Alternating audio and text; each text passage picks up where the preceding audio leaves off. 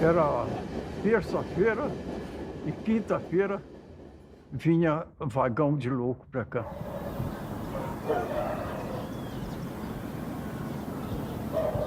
Não tinha nada diferente. Só no vagão de louco escrito vagão para louco, né? Tinha assim nas tábuas lá de fora assim escrito. Quer dizer que aquilo ali não tinha, passageiro não podia ir lá, né? Eu trabalhei numa estação chamada Aureliano Mourão. Lá, coitado deles lá, chegava às 7 da manhã e saía às 7 da noite, nessa estação. Então os coitados sofriam. Tinha uns que choravam. Outros pegavam marmita de comida. Nós tínhamos um restaurante que fornecia boia para eles, para qualquer um lá. Às vezes comia era com a mão, outras vezes comia de um modo muito esquisito, igual porco ali, né? Poxa, assim, né? Eu já vi a polícia judiar com louco, essas coisas tudo assim, mas tinha policial também que era muito humano, muito humano. Eu vi policial, o dinheiro dele não dava para ele comprar pro louco, a boia dele ele deu pro louco, né? Ah, tem coitado que vinha para cá pro hospício aí, dava gosto você conversar com ele. Você conversava direitinho. Tinha outros que cantavam. Muita gente falava que tinha música, nem louco era. Diz que às vezes bebiam as coisas lá, faziam umas besteiras. A política ou algum enguiço empurrava ele como louco. As autoridades, né? Daqui é que ia pro hospício. Bom, o que eu pensava era o seguinte, eles iam sofrer, mas era um recurso. Eu acho que é uma missão muito difícil. Quem cuida de um louco. Tinha 5.000 pacientes quando eu entrei aqui, na época. Toda quarta-feira, chegava um ônibus entupido de paciente, vomitando, tendo diarreia, urinado, do Hospital Raul Soares. Porque a polícia militar, a polícia de rua lá de Belo Horizonte, eu não sei qual tipo de polícia, pegava todas as pessoas que estavam perambulando na rodoviária por lá e enfiava dentro do Raul Soares. Raul Soares tocava pra gente aqui, sem nome, sem nada. E aqui tem muito paciente que os hospitais mandavam, porque era fácil. O diretor era médico, todos tinham hospital com a fonte de renda excelente, né? Excelente mesmo, porque doido não tinha coisa melhor para dar dinheiro. E colocava, mandava quem estava dando trabalho para cá. Aqui era depósito, sempre foi depósito, sempre. A minha mãe, quando entrou aqui, ela veio através de político. A política de Barbacena, chegava perto do político, eu quero trabalhar no Colônia. Eles davam uma carta, entregavam para o diretor fazia uma análise e no outro dia estava trabalhando. Não tinha que ter profissão, não precisava saber ler, nem escrever, basta saber distribuir alimentação, lavar os corredores, dar banho nos pacientes, entendeu? Distribuir a medicação. As medicações eram um comprimido rosa e um azul. Era Ordol e Fernigam, parece, o Diazepam. Uns nomes assim. Simplesmente explicaram para ela. Você faz a ronda. Se tiver gritando, batendo, você dá os dois juntos. Se tiver cantando, te importunando, dá o rosa, sabe? Então era conhecida a medicação na época, para esse pessoal da colônia, era pela cor.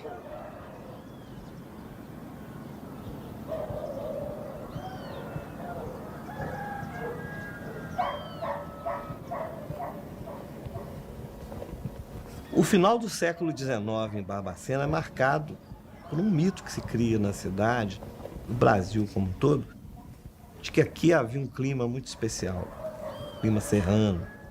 Ele era o oposto daquele momento em que o Rio de Janeiro é tido como uma cidade insalubre, das grandes febres, das grandes epidemias. Então, de certa forma, a elite do Rio de Janeiro, que é a capital do Brasil, então começa a descobrir em Barbacena um lugar para se tratar. E não é só das doenças respiratórias, das doenças clínicas. As chamadas doenças nervosas começam a ter espaço no antigo sanatório, que é o ancestral do Hospital Colônia. O antigo sanatório, que funcionava nos prédios que hoje compreendem a assistência aos alienados, ele era um lugar de muito requinte, com os talheres de prata, com um menu muito charmoso, todo em francês. Ele tem uma linha de trem exclusiva para atender essa clientela que chega. A mesma linha que depois vai ser comparada com as linhas que os nazistas usavam para o complexo de Auschwitz. Então é uma história paradoxal. Ela começa com um requinte de um spa de luxo para pessoas ricas, que depois foi adquirido pelo governo do estado de Minas Gerais e ao longo do século XX se transformou no terrível Hospital Colônia de Barbacena.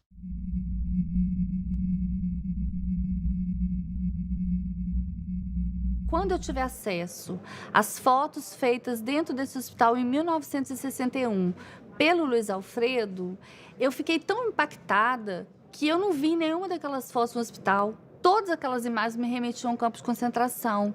E o fato de a minha geração não saber nada sobre essa história me deixou muito indignada. Como é que uma história como essa, como é que uma das maiores tragédias do Brasil acontecem diante dos nossos olhos e a gente não sabe nada sobre isso?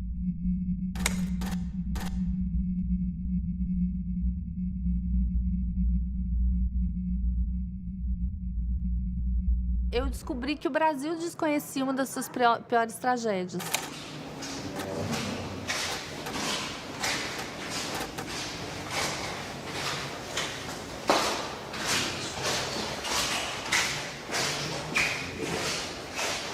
A gente tinha que botar o paciente no lençol e rotular o nome, procedência. Às vezes eu passava 3, 4 lá em cima. Às vezes, quando eu pegava plantão também, eu achava e levava. Você achava o quê? Achava os defuntos lá. Foi morrendo assim, uma atrás da outra, uma atrás da outra, uma atrás da outra. Tinha plantão de eu passar 5 pacientes mortos. Trazia vela na bolsa, trabalhava 24 horas. Aí eu trazia vela para botar na mão das pacientes morrer de noite. Nós fizemos uma enfermaria lá embaixo, no fundo do Crispim. Tinha um quarto sobrando lá. Aí fizemos uma enfermaria ali, para ver se salvava alguma coisa, né? A gente trazia leite de casa, fazia leite em pó, tentava colocar na boca, mas já estava no estado muito ruim mesmo. De repente, começou a vir uma canja branca rala, que você servia com a caneca, nos pratos de alumínio. Aí foi acabando, até chegar no ponto que aquela quantidade de paciente morreu por falta de alimentação. A enfermagem aqui não tinha nada, né? Tinha nada. Tinha aquela bacia ali, ó, eu chamava de bacia fervedeira, que você fervia a seringa que servia para todo mundo. Aqui tinha uma injeção chamada Benerva, que é um complexo B.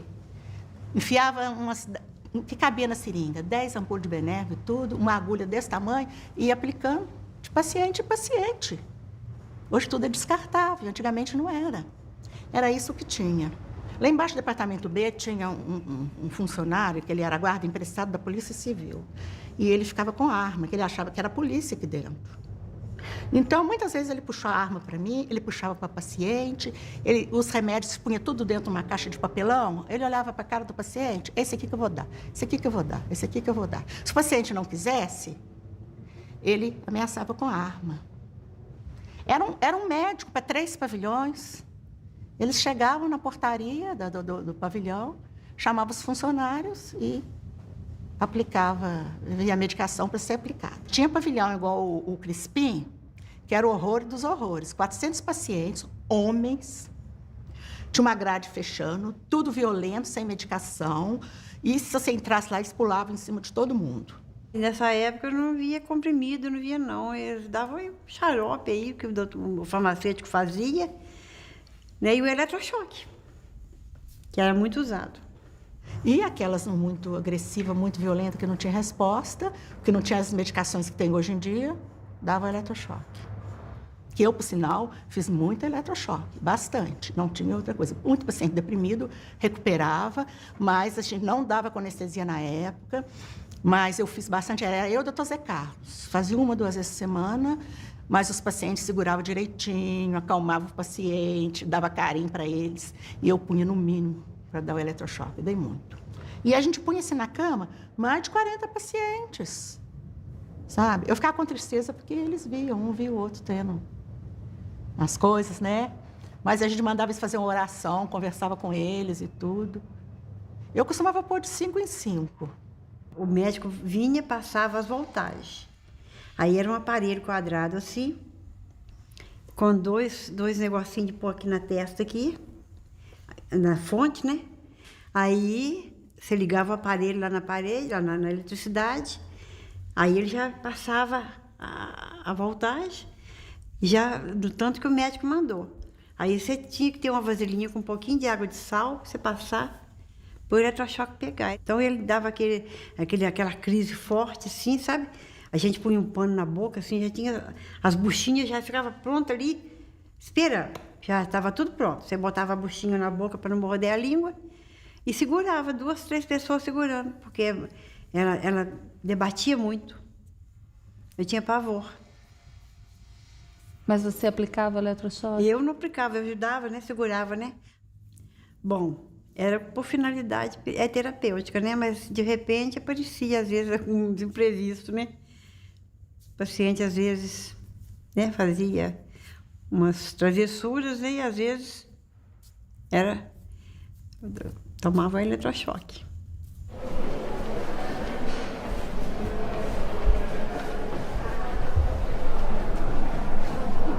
Eu tive vergonha de ser psiquiatra, foi quando eu vi as cenas que eu vi. Foi a vergonha de ser gente, foi de ser psiquiatra só.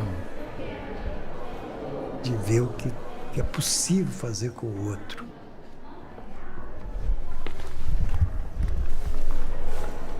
As impressões eram as piores possíveis, porque o cheiro, né? A pobreza, o som que não existia, a fala que não existia. Todos eram andarilhos. O problema de ser andarilho é uma coisa interessante, né? A pessoa ficar andando em volta de si mesma, né? Horas e horas. E tudo isso era natural, tudo isso fazia parte.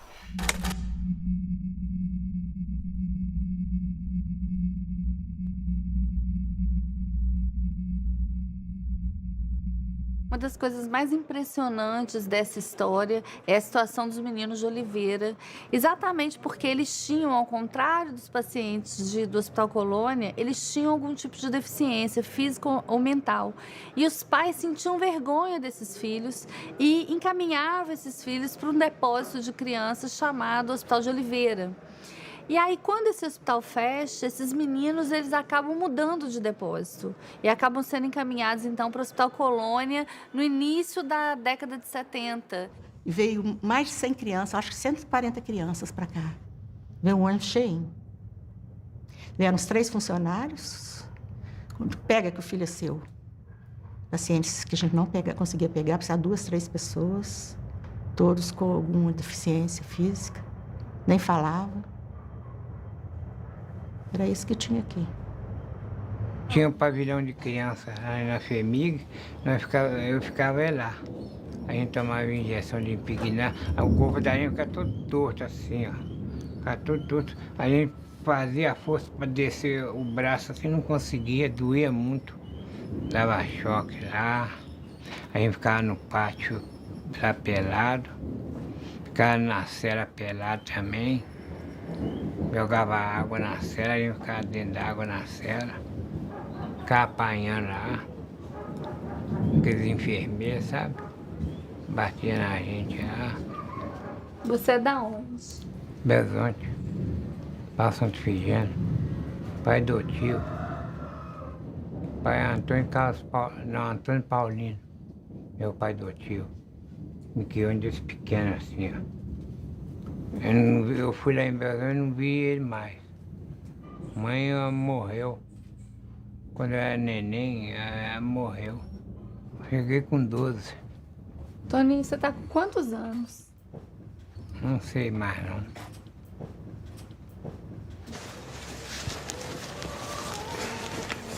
Porque minha mãe até na idade de 5 anos. Ela teve problema de tuberculose, na época não tinha cura, a doença não era erradicada e ela morreu. E depois que ela morreu, você ficou com quem? Fiquei com a minha madrinha. Na época eu fazia muita bagunça, era muito arteiro, né? Ela me mandou pra cá, pro hospital. Mas eu ajudava a segurar aquele pessoal que ia tomar choque. Às vezes o choque passava pra gente, sabe? Na hora que botava na cabeça e ligava, aí naquele estalo, aí a pessoa assustava, conforme for a intensidade do choque, passava pra gente. É uma fase meio triste contar isso, sabe? O senhor é da onde? Eu sou Bezonte. Eu vim de criança. Mas agora o que tem? Eu fui treinar lá na FEMIG, mas eu tomei injeção de entortar e eu belei morrer. Foi à toa, eles meteram a vara na vente, batiram na vente lá, meteram a vara na vente. Lá pus ele na cela também, lá tinha cela, pus ele na cela, pelado, sem roupa, sem nada. E fazia esse casente à toa. Eu não fazia nem arte nem nada. Eu fazia faxina todo dia. Era obrigado a fazer faxina lá. Não fizeram, ele me ticou na gente lá. Xingava a gente. Meu pai não internou eu lá. Meu pai não internou eu lá. Ninguém veio me visitar, nem aqui nem lá. Ninguém. Eu tô com saudade do meu pai até hoje.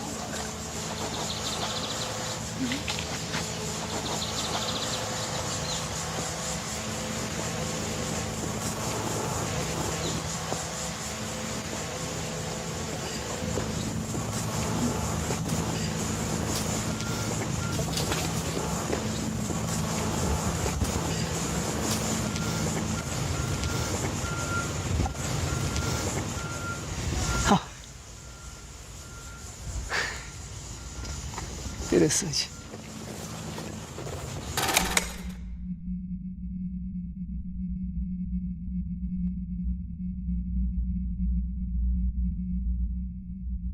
Eu estou sentindo que eu estou todo arrepiado. Talvez seja alguma coisa que não depende da opção consciente, né? Mas deveria ser alguma portaria. Eu não tenho memória mais. É 35 anos, né? Essas coisas, elas têm uma memória muito... elas estão guardadas num espaço muito escondido na mente da gente, entende? Elas têm uma relação muito com dor, com sensibilidade. Eu fiquei aqui por volta de 4 horas com um grupo de médicos. Aqui, né? Aqui não é das crianças, será? Talvez fosse a coisa das crianças, mas não tinha essa cerca. Aquilo ali também, deixa eu ver. E como que as crianças estavam? Elas estavam, a criança normalmente é mais, elas ficavam quietinhas, né? Não movimentavam. Tem até uma foto de uma que está bem na posição fetal que eu fiz, né? Uma foto que eu fiz por cima. É uma situação de defesa que eu achava, né? Era a única maneira de se defender da situação que estava, era de apertar o corpo, as mãos. Tinha um menininho também, que esse foi muito forte também. Eu não lembro onde que foi que eu fiz a foto, que ele... Eu lembro que a hora que eu cheguei perto, ele levantou o bracinho e falou assim: moço, o senhor quer ser meu pai? Esse foi forte. Pôs a mãozinha assim, chorou. E a foto é uma das fotos que sensibiliza muitas pessoas quando vê. O choro dele, procurando um pai naquele lugar ali, né?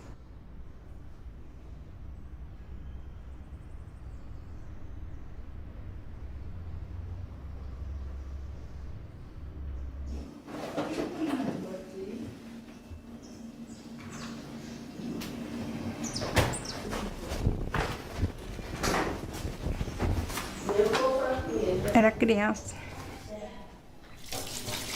Minha família internou eu, criança, assim, na Oliveira.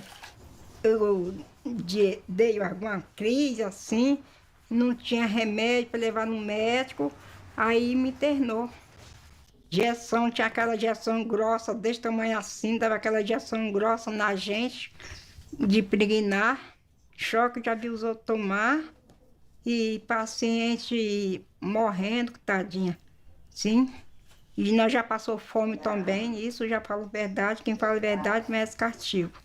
Nós ia lá no mato para pegar capim de lixo, cheio de formiga, para botar num colchão. O colchão era assim, era um colchão assim, de pano. A mãe mandava fazer, remendar assim, e botar na cama para a gente dormir. Os bichos tudo mordendo a gente, a formiga mordendo a gente. Ninguém apareceu. Mas eu tinha saudade da minha família, eu já sonhei com a minha família, já sonhei com minha mãe, assim, que eu ia na rua assim, mãe, me dá um copo d'água. Aí ela falou assim, não, filha, entra dentro de casa, assim, não, mãe, quer só um copo d'água.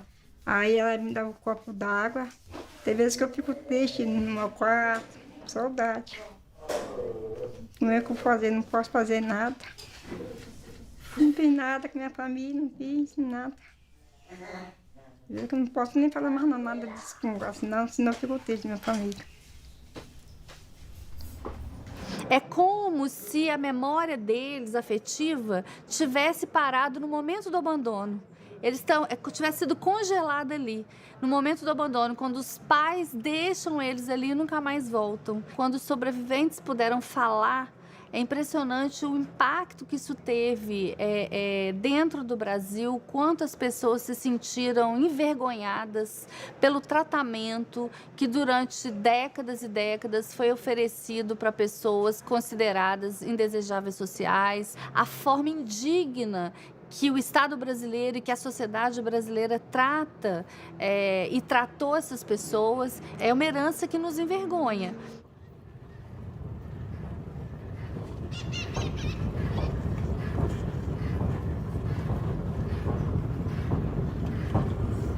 Nesse espaço aqui era um trajeto nosso de menino, né? Que nós atravessava entre meio as locomotivas e, como menino não tem nada na cabeça, vamos na FEMIG, vamos na assistência, chamava assistência na época. Vamos para assistência? Vamos passar para nós ver os doentes, vamos. Aí subia no muro, ficava olhando, mas era, né? Hoje, assim, dá até dó na alma, mas era muita gente mesmo. Era como se juntasse muitos frangos, né? Muitos frangos, muitos pacientes.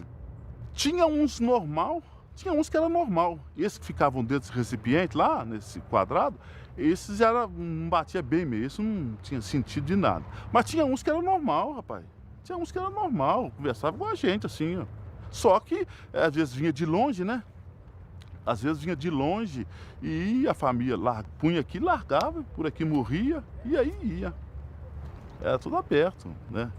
Entrava e ia pro campo jogar bola. Então, era o nosso dia a dia, né? Na rua que minha mãe mora hoje, tinha um rapaz que ele era internado e tinha, às vezes morria alguns doentes. O que ele fazia? Ele punha tudo numa carrocinha de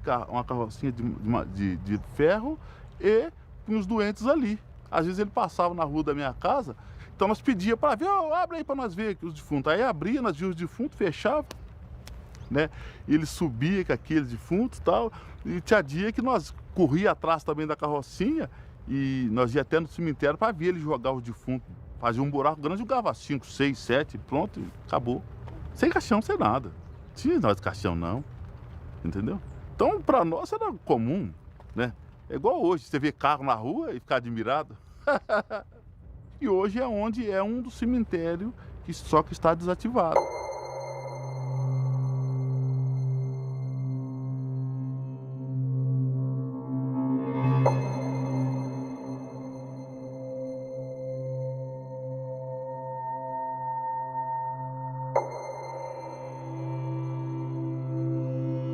Se você cavar aqui, você vai encontrar ossos e ossos aí, né?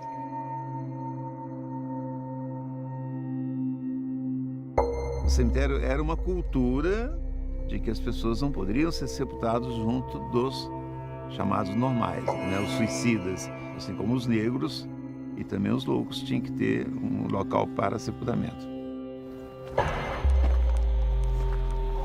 Pouco depois da criação do hospital, em 1903, já se fazia sepultamento no cemitério do Cascalho, depois cemitério da Paz, foi dado o nome. Esse cemitério ele é criado praticamente junto com a criação do hospital. E os corpos vinham num caixão improvisado e aqui julgava e levava o caixão de volta. Era enterrado, tanto se nós estamos aqui sobre ossos, entendeu? Ou seja, pelo volume de pessoas que foram sepultados aqui, que então a qualquer momento você vai encontrar ossos humanos aqui. Num hospital onde se tem relato que na época de frio chegava a morrer 60 pacientes, porque eles amontoavam, um protegendo o outro, um se protegendo e os de baixo morriam asfixiados. Chegou um ponto que o hospital teve que criar 2 enfermarias de intercorrência clínica, uma no departamento A e outra no departamento B, que eu apelidei, isso aqui é a Anticâmara da Morte.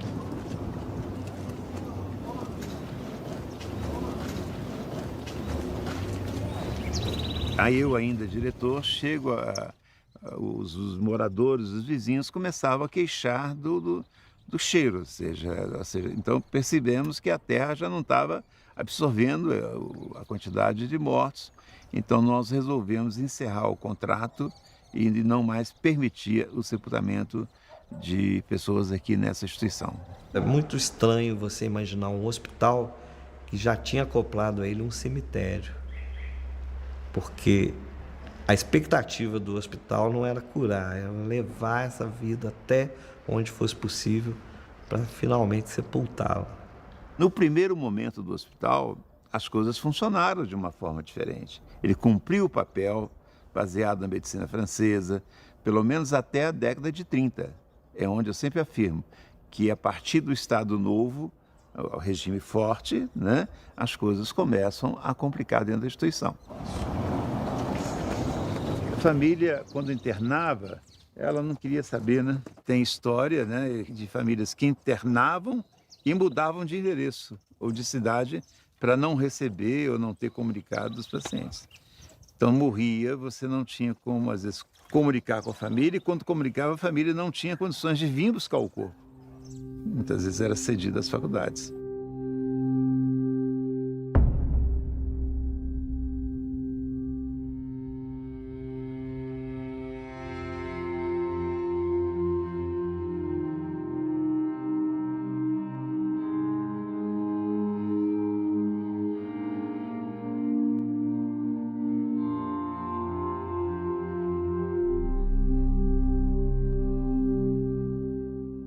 Como é que vocês descobriram que eu nasci, criei, comandei tudo em hospital? Que eu entendo de hospício, do Hospital Colônia, mais do que o hospital mesmo. Qual que era a função do Relações Públicas? Relações Públicas, atendimento às familiares que iam lá visitar os detentos, né? E eu tinha um relacionamento de coisa, a secretaria era aqui na ala feminina, né? Aqui embaixo era o hospital da ala de masculina. Então, as famílias me procuravam, eu indicava, chamava uma das enfermeiras, porque sabia de qual pavilhão que a pessoa da família estava internada, né? Essa era a minha função. Existiam, assim, pessoas que interessavam de vir visitar as famílias. Mas em muitos casos, por exemplo, que as pessoas não internavam aí coisa. Tanto é que falecia, comunicava o falecimento, eles não se manifestavam, como a procura para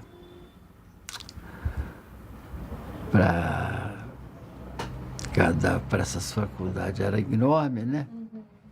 Então eu atendia as faculdades que precisava, né? Então morria, a gente trazia cá para cima. Pegava com cobertor, 4, eu e mais 3 pacientes, no cobertor, que nem uma maca a gente não tinha, não. Aí punha lá em cima, arrumadinho lá os corpos, lá, tudo assim no chão, assim, com procedência, com tudo. Olha, os pacientes estavam mortos lá já, esperando eles virem buscar.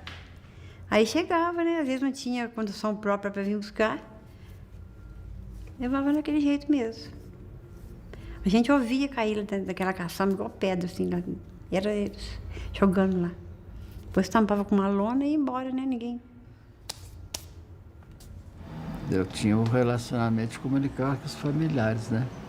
Quando eles não se manifestavam interesse de vir buscar o cadáver, qualquer coisa, né? Quando tinha o cadáver disponível, a gente cedia para essa faculdade. E esses cadáveres, eles eram cedidos ou eram vendidos? Não, era cedidos, não era vendidos, não.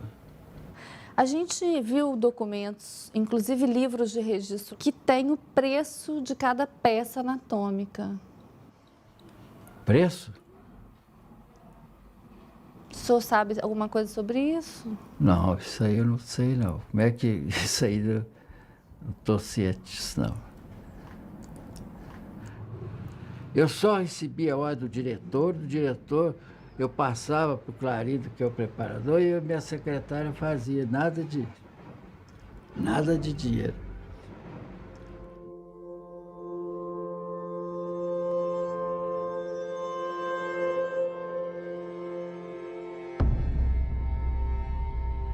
Faculdade de Medicina de Valência, Fialho, tá o seu nome aqui. Essa letra é sua?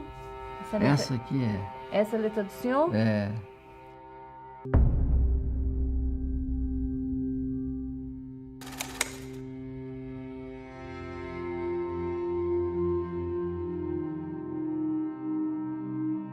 Essa questão da venda dos corpos, que é um fato já do final dos anos 70, ele é a exacerbação de uma sequência de descaminhos que esse lugar vai tendo ao longo da sua história. Quanto menos hospital ele fica, e mais prisão, e mais reclusão, e mais depósito de gente, mais margem para essas coisas que hoje a gente percebe como absurdas se dá para acontecer.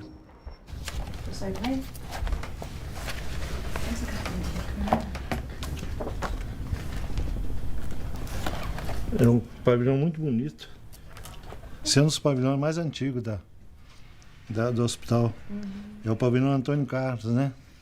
É um colonial de respeito, porque não é qualquer um que faz um pavilhão desse aqui. Muito perfeito. Esse aqui hoje é onde está funcionando a cozinha. Foi tirado o telhado e reformado para a cozinha. Estão montando a ferragem para encher o concreto. Um é o João Preto, paciente, tá vendo? Todos são pacientes, tá? Esse aqui da Possível com paciente. Esse é o paciente que tomava conta dos porcos lá na Possível. É um paciente que, inclusive, ele morava, tinha um quartinho dele, tinha um chuveiro dele. Você daria o cigarro e ele tá lá, tranquilo. Eu vivi muito dentro do hospital por ter contato com a minha família lá dentro, eu ia muito, né? Andava lá dentro, tinha regalia dentro do hospital. Então, estava lá, conversava com os pacientes. O estado dos pacientes, para mim, era normal. Porque os pacientes, eles não agrediam ninguém, eram os pacientes educados, conversavam. Eles precisavam de um afeto, né? Você conversar. Então, os pacientes do Hospital Colônia, na época, eles iam para a olaria fazer tijolo. Eu frequentava, inclusive, a olaria, porque meu pai era um chefe daquela parte. Eles tinham uns que até dormia à noite, né? Porque tem que refazer o fogo no forno, né? Que esse forno para queimar o tijolo. Então, eles é que olhavam os pacientes. Do tempo que eu vivia lá dentro, lá tinha 280, 300 pacientes. Era 2 funcionários que trabalhavam a noite inteira olhando eles. Quer dizer, não era uma coisa do outro mundo, não. O paciente pegava um cobertor e ia arrancar capim para fazer os colchões para eles dormir. Eles mesmos faziam o colchão deles, costuravam, davam os pontos. Entendeu? Que o paciente, como diz o doutor Fortino para mim, o paciente psiquiatra, ele precisa fumo de cigarro e comida.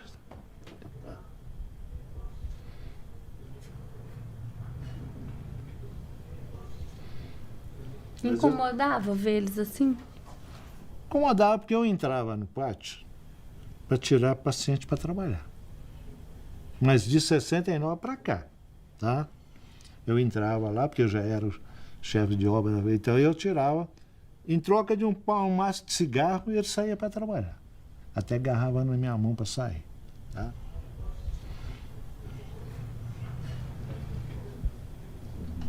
Os pacientes da colônia, os homens que era bom, saía para prestar serviço ao município, sabe? Calçar rua, capinar a rua para o prefeito, sabe? E muitos diretores do hospital levavam pacientes também para ajudar nas construções da casa deles que estava fazendo. E levava esse paciente para ser pedreiro, servente pedreiro, sabe? Mas eles não tinham pagamento, tá? Eles tinham, como diz o outro, mordomia de sair do pátio e ganhar um maço de cigarro, que eu passava aqui na secretaria pegar o pacote. Isso aí. Eu mesmo, quando eu estava mexendo na reforma dessa casa, eu trouxe eles para trabalhar aqui. Eles trabalharam aqui comigo. Eu tenho um chão ali com os cacos de azulejo, foi o paciente que sentou.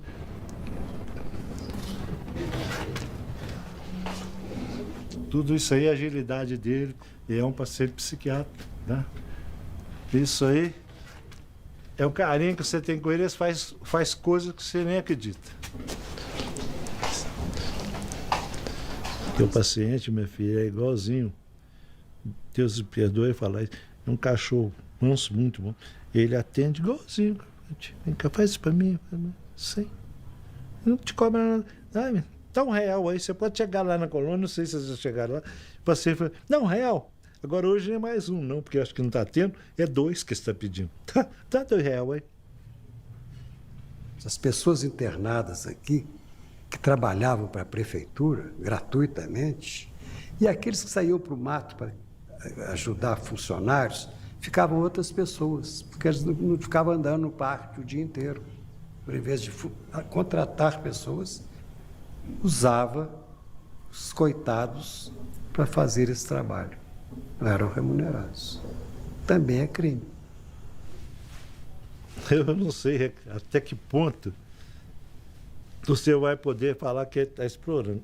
A minha parte, eles iam para tirar ele do pátio para fazer terapia. Era um, certo?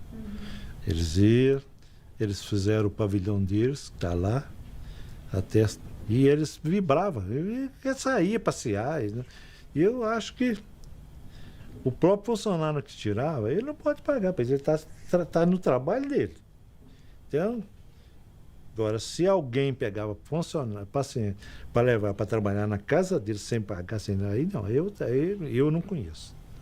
Eu nunca ia usar isso e não ia deixar ninguém fazer isso com meus pacientes que estão comigo. Tá?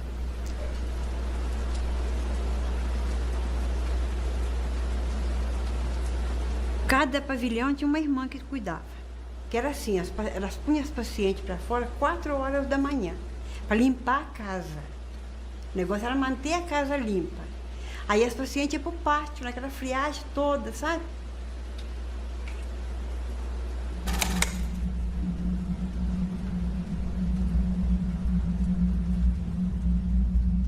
Tinha irmã de caridade aqui na época. Uma ou outra ajudava a gente. Eram boas tudo. Outros atrapalhavam a gente. Sabe? Mas a limpeza no pavilhão que elas estavam era limpíssimo. Desde que os pacientes ficavam todos entulhados dentro dos pátios. Arrumou, pôs as coxas brancas de piquê, ninguém podia entrar.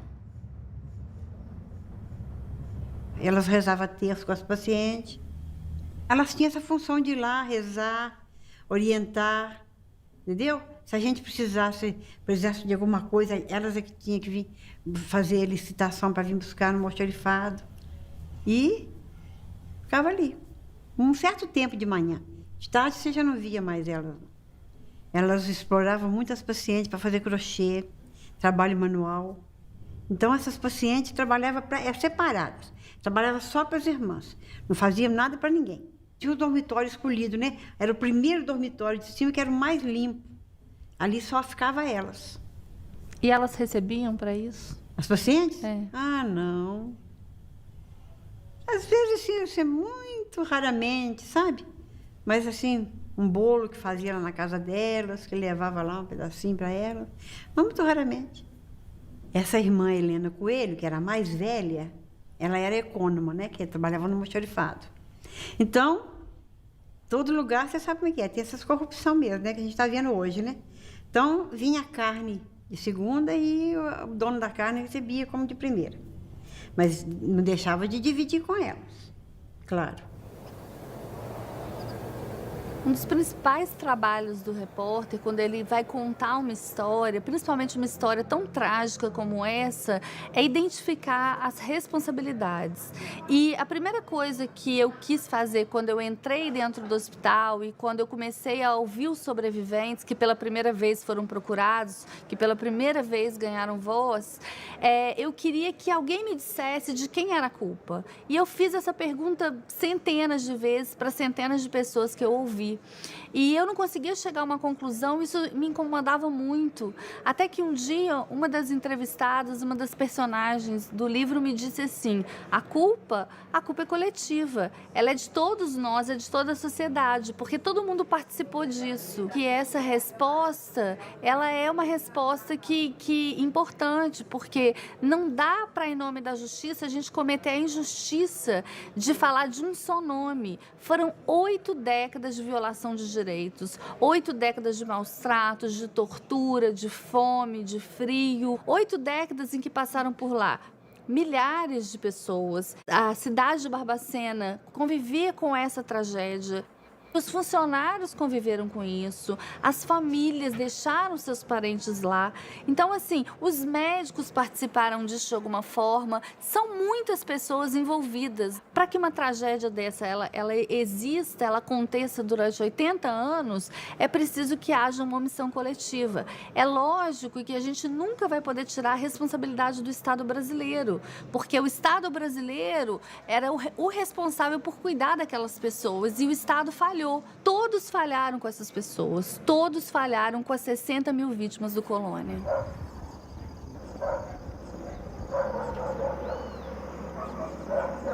Minha lembrança da minha infância foi na FEBEM. Aí de lá eu fui para o patronato, que é a zona rural de Barbacena. Lá eram freiras. E lá no patronato que eu passei a minha infância. Lá eu tinha um amigo, Chiquinho. O pai dele, todo domingo, no ônibus de 11h30, chegava lá para visitar o Chiquinho. O pai dele era lavrador. Então, se eu vejo o pai dele chegando todo domingo e meu pai e minha mãe não chegar, por que eu sou diferente dele? Porque ele mexia muito comigo.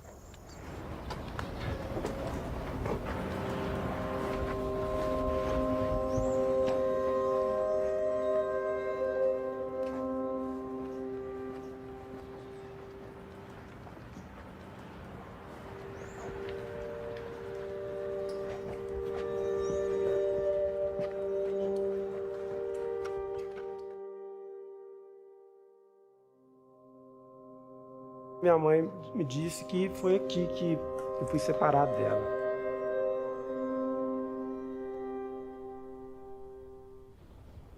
Assim que eu ganhei o João Bosco foi pro berçário e eu vim também pro berçário. Cuidar das crianças, cuidar do João Bosco. Cheguei lá no domingo, tava na hora do almoço da irmã. Aí, daí a pouco ela chegou. Os meninos maiores daqui foram tudo lá pro Pinheiro Grosso. Aí eu virei e falei, mas o João Bosco também foi? Ela falou, foi. Eu virei e falei, não podia ter mandado o menino para lá sem autorização. Aí eu até com ela.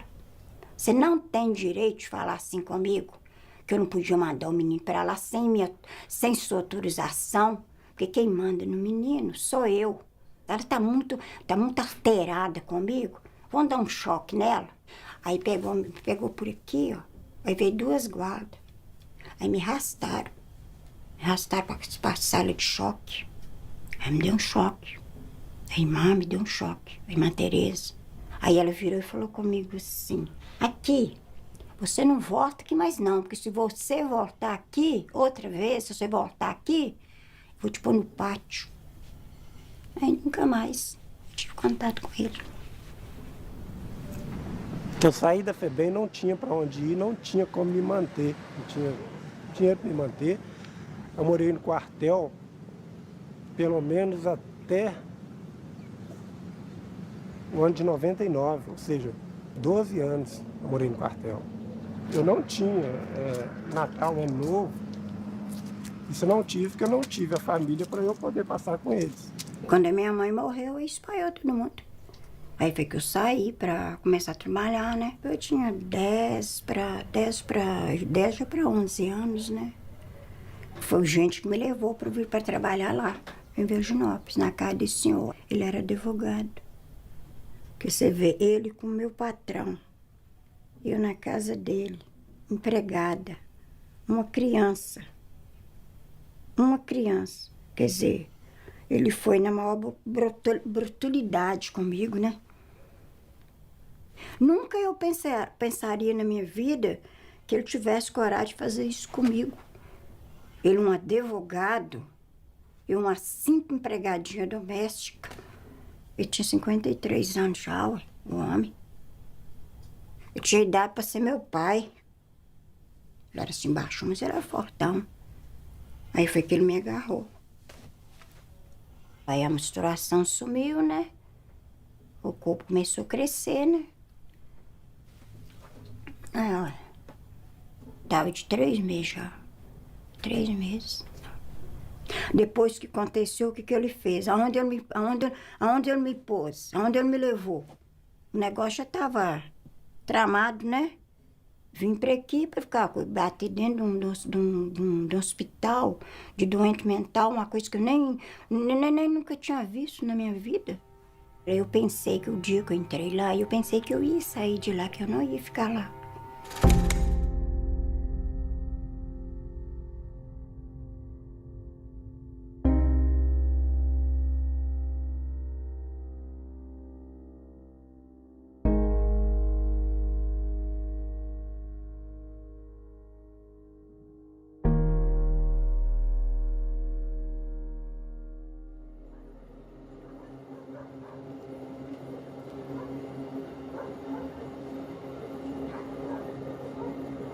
Fiquei mais crítica quando eu descobri a minha história e procurei a FEMIG, né, atrás de explicações, a forma que eu fui recebida. Muitos disseram, o que você está fazendo aqui, não vale a pena mexer nessa história, procurar isso. Ela não podia ficar comigo, ela não teve escolha. Muitos se colocaram no lugar dos meus pais adotivos, mas ninguém foi capaz de se colocar no lugar da minha mãe. Chamo Sueli Aparecida Rezende, nasci em 1955, dia 2 de julho, numa sexta-feira em São Paulo.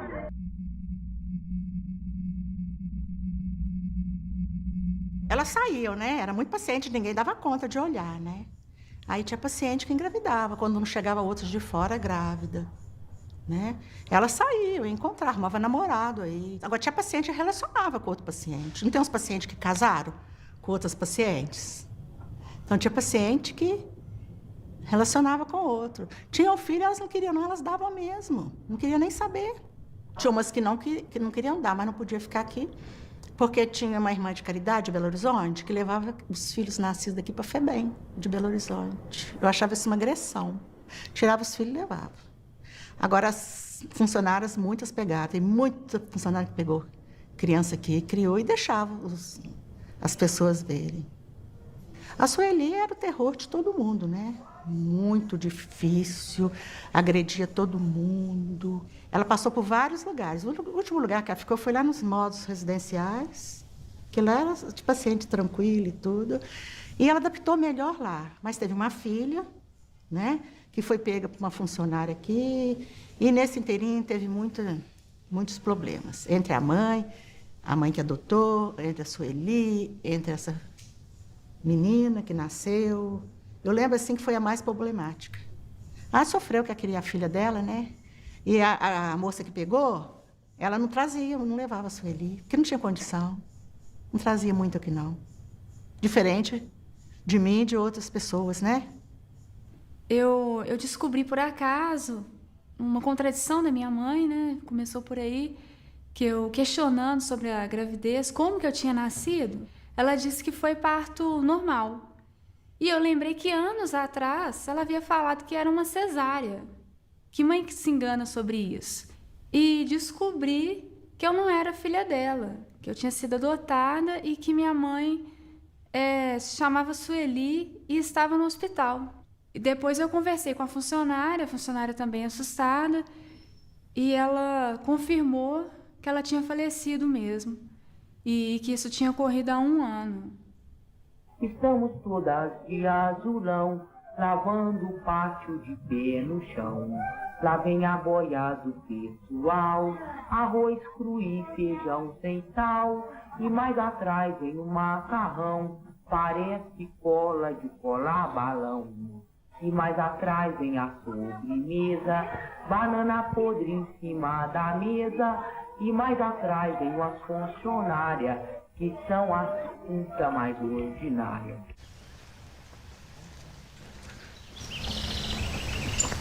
Eu nunca imaginava que um dia entrar nesse local aqui me traz recordações tristes. Aqui onde esteve minha mãe.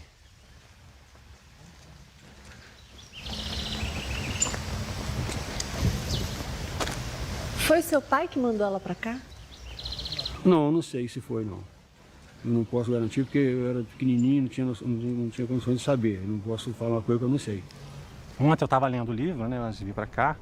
Daí o Bernardo, meu filho de 8 anos, chegou. Aí, meu pai. Daí eu mostrei, filho, aqui, ó, essa aqui é sua bisavó. Mostrei a foto, né? Ele falou, pai, como é que ela fez para participar disso? Não, filho, ela não participou disso. Ela esteve lá e viu uma foto de uma cela, né? Pai, por que ela estava lá? Eu falei, diziam que ela era louca. Né? Daí eu falei, uai, mas eles prendiam os loucos? Por que eles prendiam, filho? Porque ele pensava diferente, via um mundo diferente. Né? Você entendeu? Eu falei, não, nem eu, filho, nem eu.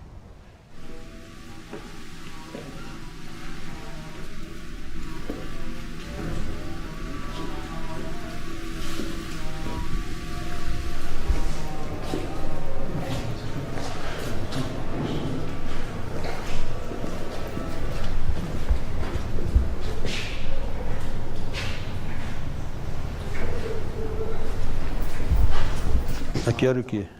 Outro dormitório. Mas aqui só os indigentes, né? Sim. Aqui é... Mas quem não era, né? Talvez eu tinha 9, 57, 58. O nome dela tá aí, porque ela deve ter vindo daqui com muita gente. Vê a data aí, vê se a gente consegue localizar. 57, 58? É. A quem servia esse sistema, né? Matrícula de loucos e indigentes.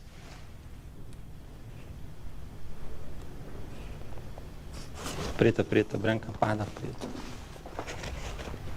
Não dá pra achar, não tem que ser com mais calma. É muita gente, né?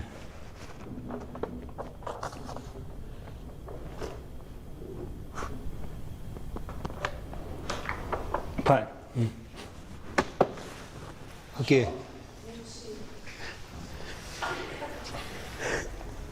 Ai, minha mãe. Entrou em julho de 56. Casada, tá vendo? Tá vendo? É casada. E meu pai dela com indigente, tá vendo?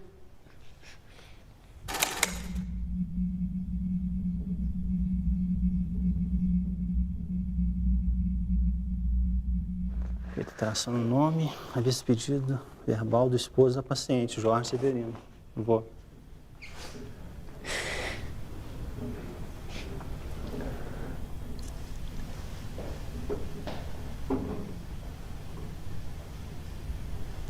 Onde é que fica aqui? O que o cara fez aqui? Quem trouxe ela pra cá? Oi? Quem trouxe ela pra cá? Deixa eu ver. Aqui. Não, eu vou pedir, né, a alteração do nome dela, porque aqui constava Leonor Correia de Castro. Aí alteraram, né? É o Leonor Correia de Almeida. Ok. A vista pedido verbal do esposo da paciente, Sr. Jorge Severino de Almeida. Foi cruel, não foi? Escondeu-se de mim.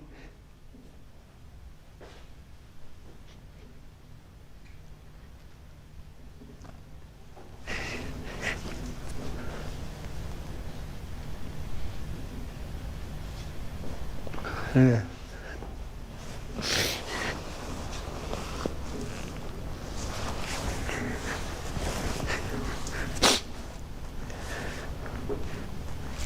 Eu não sabia que tinha mãe, tá vendo? Escondeu-se de mim. É. Eu dormia na rua, não sabia que tinha mãe. Com 9 anos.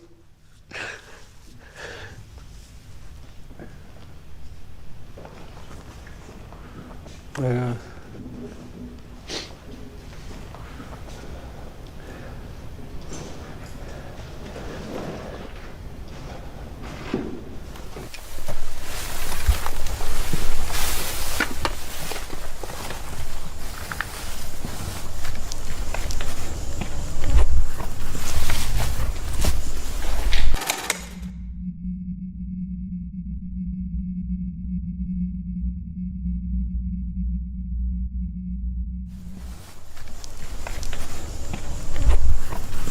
Em 1961,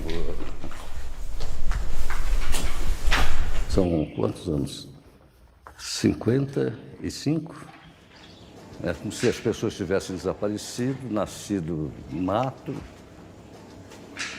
E foram 6 horas, eu queria ter ficado 6 dias. Mas eu acho que eu não conseguiria produzir muito mais do que isso.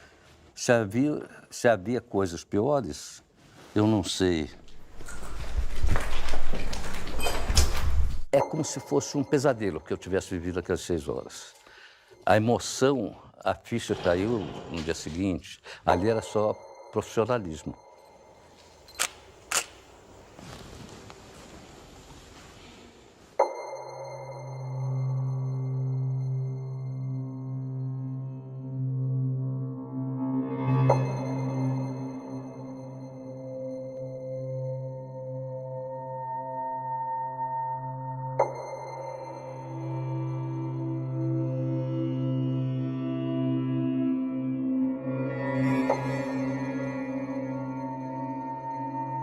Estamos num local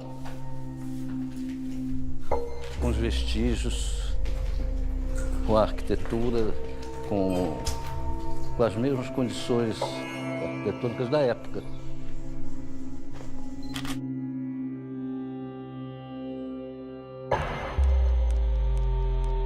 Aqui, ó. Essa parte aqui é aquela ali, ó. A porta, aqui, ó. Aquela parte ali. E a janela, e a porta. É daqui para lá.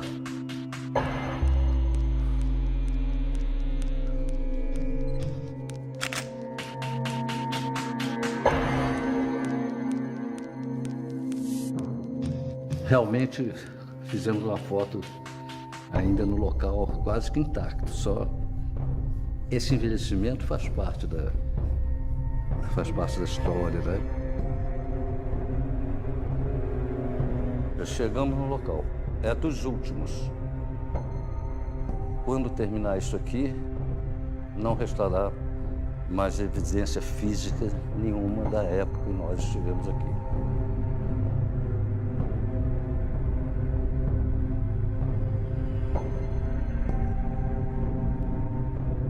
De tudo que eu vi em 20 anos de profissão, nada se compara a isso. Essa é uma das coisas que eu fiz que marcaram mais. É isso. Mais nada para falar.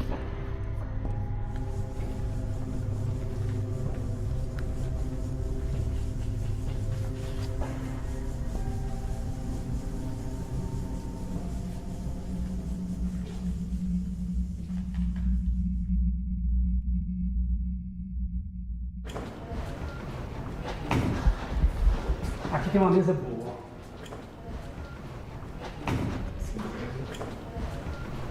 Aqui, ó. Da série esse aqui, ó. O significado é muito diferente, tá vendo? Eu entrei porque era uma grade. A condição dele dizem que era de violência, no entanto, aqui também, essa aqui é forma, entendeu? O pavilhão das mulheres, elas abertas, elas vinham para a porta. É o discurso básico.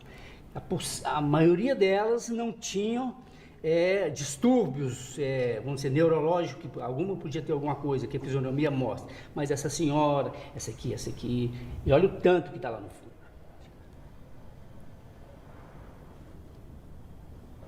Aqui já é degradação total, né? Essa aqui é a foto que eu falo, que esse momento aqui para mim foi crucial. Essas pessoas num abandono total, né?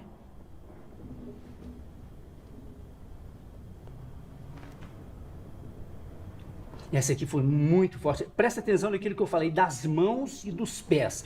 A perda da mobilidade, do contato com o chão ou com o outro, que a mão perde a mobilidade, o pé vira um negócio. Aqui, olha. Olha para você ver. As mãos têm que ser recolhidas porque não tem com o que fazer o contato, né? Aqui a do afeto, da troca de carinho, as mãozinhas delas aqui.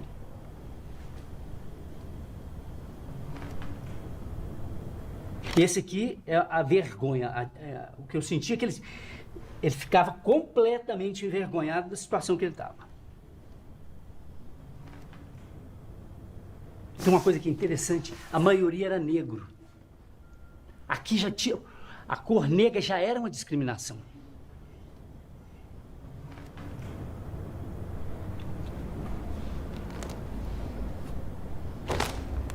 Aqui, olha. A pessoa que eu falo que perdeu tudo. Isso aqui é sol, abandono, apodreceu. É como se ela tivesse me cobrando, faz alguma coisa, mas o que se podia fazer? E olha isso aqui também, ó. Ao rosto de pavor do menino aqui. Olhando para lugar nenhum. Você pode imaginar você no lugar, como filho, como criança, sem uma resposta. A boneca está aqui, mas a boneca está algemada.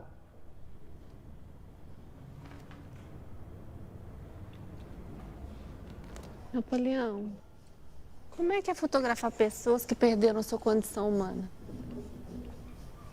Como é fotografar pessoas que perderam a condição humana, né? Isso é um negócio...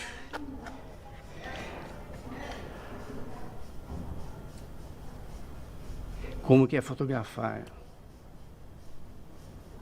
Tem umas perguntas que são feitas, que para mim nos chama de koan.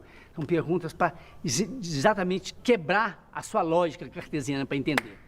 A resposta dessa pergunta é a não pergunta. Você tem que chegar nisso, entende?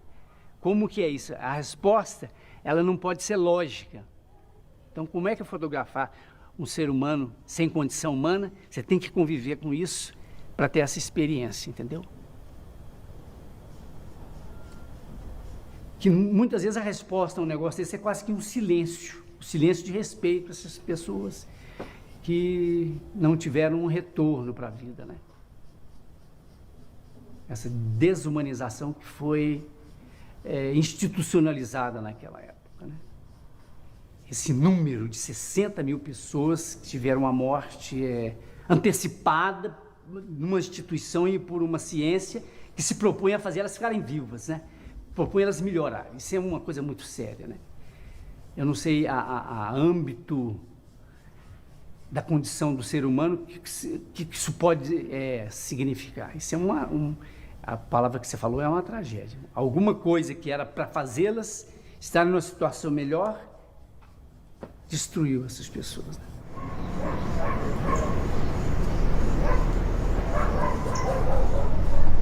Todo mundo emocionado, né? Que foi um, né? É forte mesmo. Registro forte. De fato de serem 3 gerações, né? Vocês... É verdade. 3 gerações. Sua, nossa e a do Luiz Alfredo.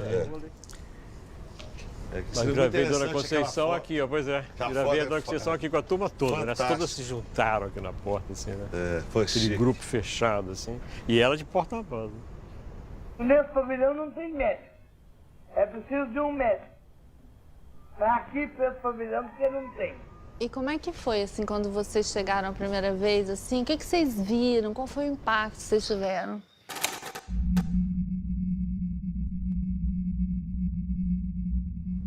Eu tinha visto umas fotos, eu não conhecia o Cruzeiro, as fotos do Luiz Alfredo eu não conhecia. Eu era muito garoto na época e não tinha visto as fotos dele. Na escola de psicologia eu vi umas fotos que o cara tinha feito clandestinamente também. Tipo, assim, fotos roubadas, cenas roubadas, assim, né? Eu vendo as fotos do Luiz Alfredo, em que você vê que as pessoas se colocam para a câmera, inclusive uns grupos de homens que se colocam, assim, numa posição ereta. Eu acho que aquelas não eram poses, não era uma colocação, aquilo surgia, aquilo foi um bailado, foi uma coisa, e eles me olhavam e não me viam. É isso que eu sentia, todos os olhares se dirigiam a um certo ponto, mas eram vazios.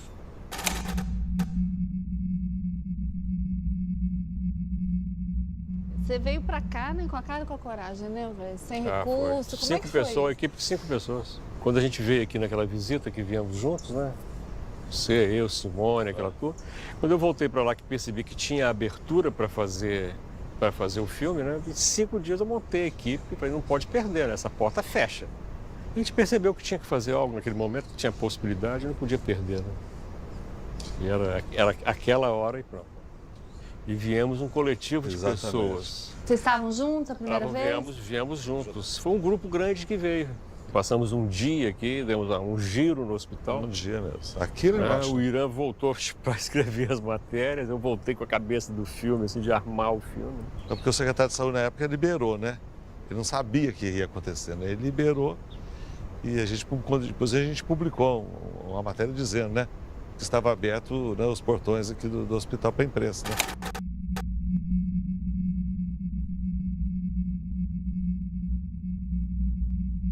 Nada se aproximava do que a gente viu aqui ao vivo, os pátios, a quantidade de pessoas, os pátios cheios, sabe? O pavilhão das mulheres, dos homens, das crônicas. Se tem uma coisa que para mim ficou guardado para sempre, quer dizer, e não está no filme porque o filme não tem, é cheiro. Quer dizer, um cheiro permanente aqui que eu acho que é dor, é sofrimento. Acho que o sofrimento tem um cheiro. Então esses cheiros, quando eu vejo o filme, assim, às vezes o que mais me lembra é o cheiro. Eu acho que é uma dimensão que você só tem quando você está dentro dela. A maior parte das lembranças era no pátio das mulheres. Que uma delas chegou para mim e falou assim, eu sei porque vocês estão fotografando a gente. É para quando a gente morrer, vocês saberem quem morreu. E a vontade delas de aparecer e tudo era muito grande. Então você percebia assim que era uma forma de dizer, olha, eu estou aqui, estou viva, eu estou aqui, eu existo, e pôr a cara. Eu como repórter, né, minha letra é muito feia, depois daquela dificuldade de entender o que eu escrevia, né, eu queria aproveitar e tudo, eu estava falando para o Elvésio, eu não tive sentimento nenhum. Eu estava ali um profissional, um repórter, eu tinha que anotar tudo, até o sentimento. Né, se era cheiro, se aquilo, eu tinha que anotar cheiro, tristeza, eu anotava o nome, porque eu não tinha sentimento nenhum. Eu estava em operação, trabalhando tecnicamente. Eu senti mesmo drama quando eu vi o filme, Em Nome da Razão, né? Nós, né, foi tudo junto. Quando eu vi ao vivo ali, aquilo, aí que viemos acumulado. Nossa, entrei em pânico.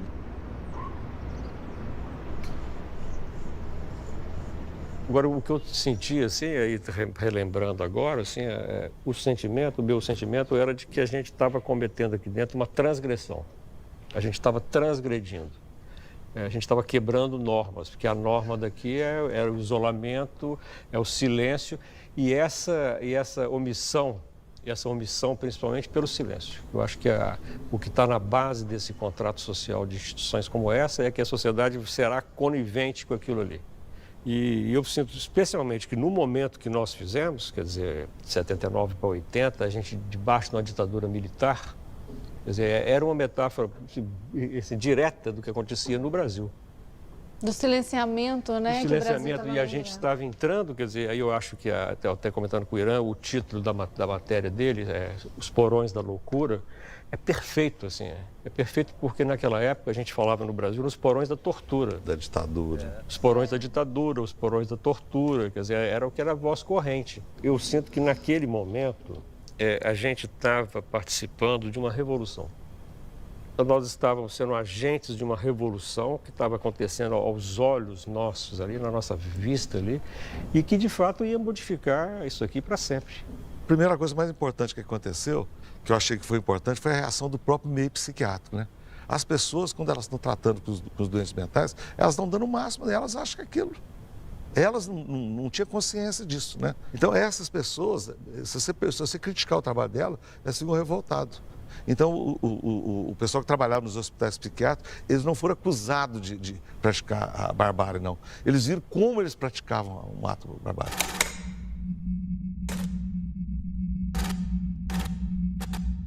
Eles se identificaram, né? Então, o que aconteceu? No primeiro momento, eles ficaram revoltados. Eu recebi muita crítica, metendo pau no meu trabalho, metendo pau não sei o quê. E depois eles viram o tamanho da atrocidade que eles estavam envolvidos. Isso que fez o que aconteceu, a revolta psiquiátrica, que partiu deles mesmos. E eles ficaram revoltados. Eu acho que a gente ajudou a proporcionar esse cenário. Eu estou me sentindo aliviado de não ver ninguém aqui, né? Essa ausência deles aqui, essa é a mudança, né?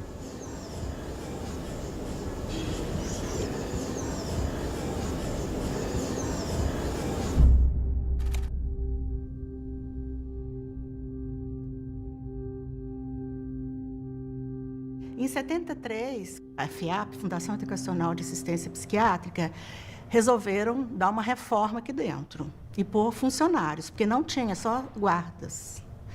Então, eu fui para Belo Horizonte, fiz psicotécnico com um monte de gente, eu fui a única que passei, como enfermeira. Eu tinha uma visão técnica e comecei a arrumar a casa, né? A hotelaria da casa. Vão dar condições para ter gente formada, gente capacitada, isso eu fiz muito. Aqui tinha umas folhas que as funcionárias, as guardas, escreviam alguma coisa, punham o nome, mandavam os médicos escrever. Outros pavilhões não tinham nada. E a gente começou a fazer as papeletas. Tinha algum papel escrito por médico que as próprias guardas aqui pediam para fazer. Então, nós conseguimos tirar retrato, com muita dificuldade, porque elas não queriam tirar, né? Elas não estão acostumadas com pessoas de fora. Mas a gente conseguiu fazer as papeletas e fomos fazendo no hospital todo. Eu comecei dando um curso básico de enfermagens, sem ter nada, né? Um certificado e nada. E era em peso, vinha todo mundo. Depois, muitos funcionários foram fazer a sua formação profissional, saíram auxiliar, e o curso técnico nós abrimos, as 5 primeiras técnicas da cidade de Barbacena vieram para cá. Nós somos contratados como acadêmicos para dar plantão dentro da instituição, porque o hospital não tinha plantonista. Tinha 2.000 pacientes aqui, mas não tinha um médico de plantão. Aí nós somos os primeiros plantonistas do hospital. Aí surge a presença de Basálea, a visita de Basálea.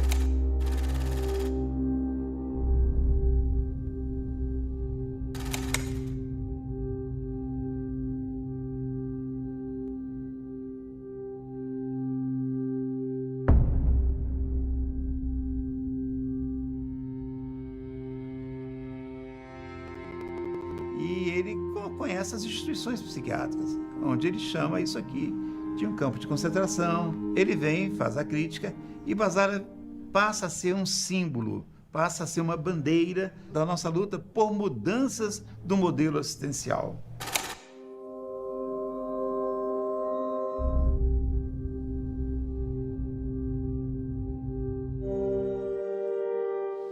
reforma psiquiátrica, fundamentalmente, é uma mudança de modelo. Há um modelo que é centralizado no grande hospital psiquiátrico. O modelo hospitalar leva o paciente até o serviço. No caso da rede é o contrário. O serviço é que vai até o paciente, é algo como uma malha de serviços que se espalha pelo estado todo. A gente começou a fazer a ressocialização desses pacientes nos módulos residenciais, foi 120 pacientes. Ali a gente ensinou a usar desodorante, fazer unha, sabe, colocar batom. Quem viu se viu pela primeira vez, chorava, gritava, batia a palma, sabe? Ficou toda feliz de ver no espelho. Aí a gente levava, é você que está aqui. A outra, não é outra, não, é você mesmo, sabe? A gente ia mostrando, depois aprenderam a comer com colher, com garfo. Foi naquele modo lá que saí depois para as casinhas. Eu chego aqui em 92, o hospital, como que ele estava? Ele estava passando por uma modificação, que eu acho de pensamento. Então, assim, ele ainda tinha muita característica de hospício. A grande dificuldade, que aí eu posso falar um pouco do que eu venho nesses anos todos trabalhando, é a questão, nesses espaços, a gente conseguir trabalhar com o sujeito. Porque a questão coletiva, ela é muito forte. A instituição, ela é muito rígida dentro de rotinas. Eu tenho experiências lindas aqui. As pessoas não sabiam como que vinha a fruta, o abacaxi, sem ser picado. Como que era o abacaxi? Tem história linda das pessoas, primeiras pessoas na residência terapêutica, como começaram a frequentar mercadinho. Sabe assim? Por que isso? Tem a laranja, sim, mas ela picada, né? Assim, a coisa, o que é isso? Assim, coisa para nós que é tão simples. Porque é tão assim tutelado, né, que a gente faz tudo pela pessoa, né? Aí tem o caso de algumas pacientes que são até muito conhecidas e tem algumas que estão até hoje em residência terapêutica, né, que eu acho assim que é uma vitória, tendo em vista o quadro que apresentava quando morava aqui dentro, né? Então você vê que tudo é possível, né?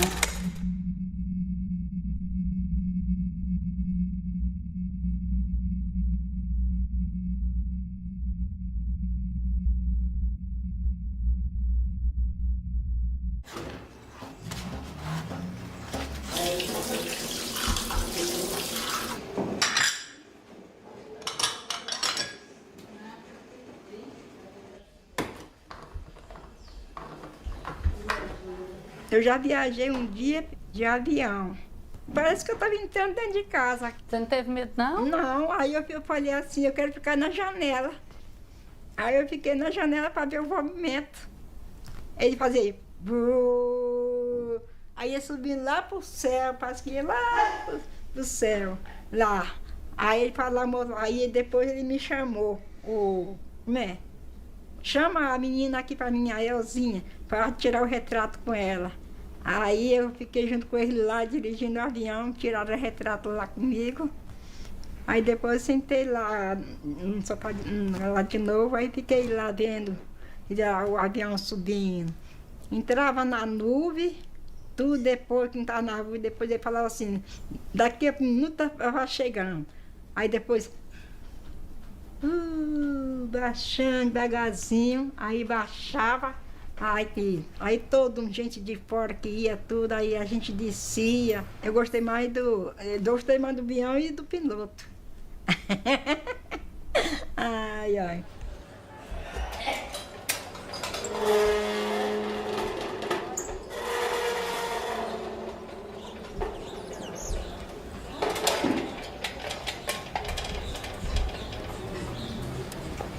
O senhor representa hoje uma instituição que tem essa herança. O senhor acha que nós podemos falar em culpa do Estado ou em dívida histórica que o Estado tem com essas pessoas?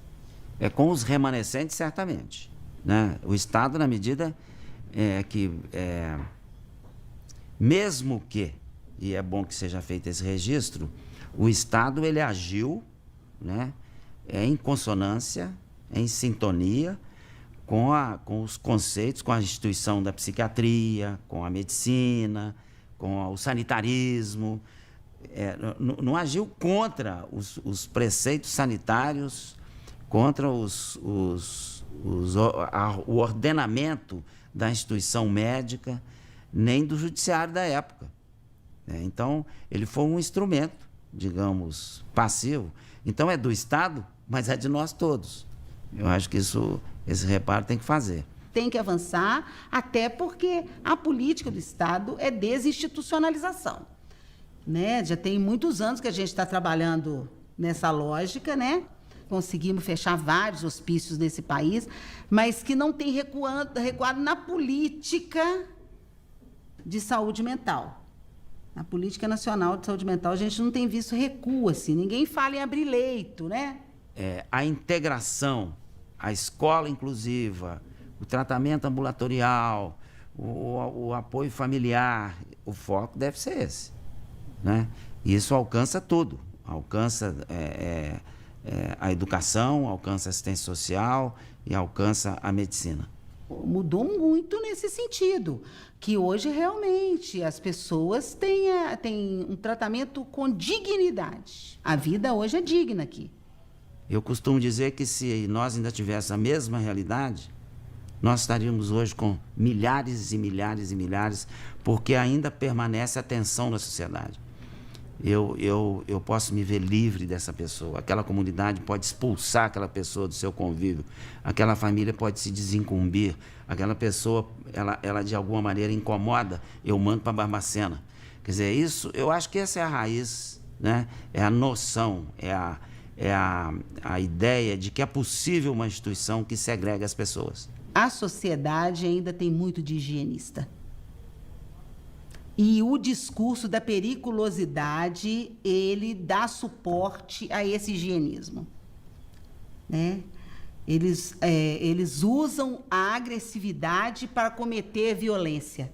Nós enfrentamos hoje um problema grave, que é a da judicialização e das internações por ordens judiciais, sobretudo, e na sua imensa maioria, para pacientes usuários de drogas, os dependentes químicos. Quer dizer, por essa via, você pode ressuscitar, não uma situação como essa, mas no fundo, uma certa destituição da humanidade de alguns pacientes. A gente tem que estar sempre lutando para que essas coisas não se reproduzam, não nesta intensidade. Não nessa intensidade, porque isso aqui realmente eu acho que nós avançamos. Acho que a sociedade não tolerará jamais milhares de pessoas nessa condição. A vigilância, ela tem que ser permanente.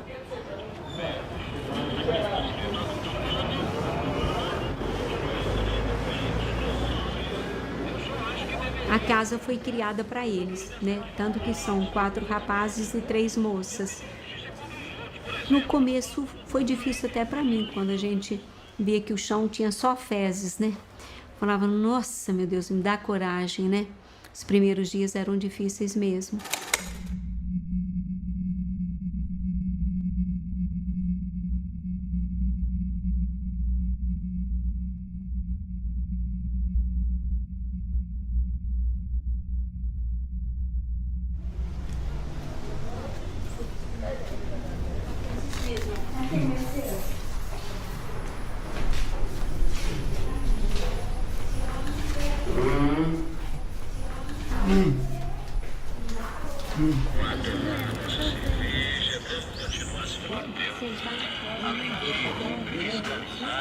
Dá para entender essa linguagem que não é uma linguagem verbal, mas que você vê no corpo, né?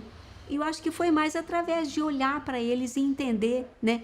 Por exemplo, às vezes o Albino estava numa posição e eu falava, não, o Albino está se sentindo incomodado nisso aqui, vamos trocar, vamos deixar, né? Porque não tem rigidez. Eu falo, olha, gente, vocês vão me desculpar, mas quem trabalha aqui não tem rigidez de nada, não. Por exemplo, quer andar, anda, quer levantar, levanta.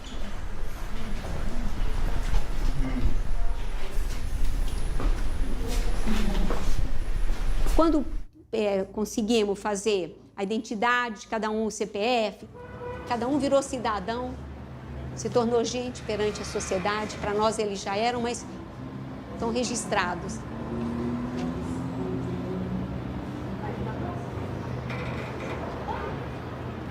E o Silvio é aquele menino lourinho que tinha uma opção de moscas, né, em cima dele.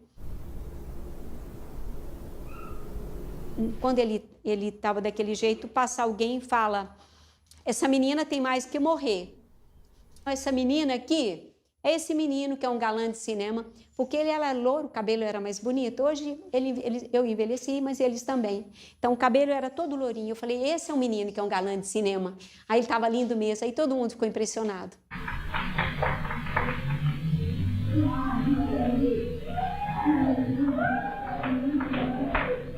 A Wanda Lúcia, né? A Wanda Lúcia está naquele filme do Elvésio Raton, quando ela era pequenininha, junto com o Silvinho. Vai sozinho, você consegue? Pode ir sozinho. Eu acho que, na medida que incomoda, você mostra que existe uma outra possibilidade, que as pessoas conseguiram também sobreviver àquele terror, né? Conseguiram. E eu acho que tem que admitir que houve tudo isso mesmo, né? As pessoas poderiam não estar pensando em maldade, mas não sei, às vezes elas eram maldosas também, né? Porque o doente, ele não tinha voz, né? O que a gente entendeu mesmo o nosso, né? O nosso também não fala, mas a gente dá voz para eles.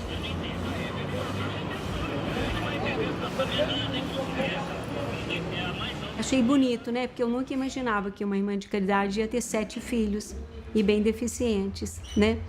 E que a gente acreditava que poderia modificar. E para mim foi na minha vida de irmã de caridade religiosa, foi bonito demais eu poder ficar com a curatela deles, né?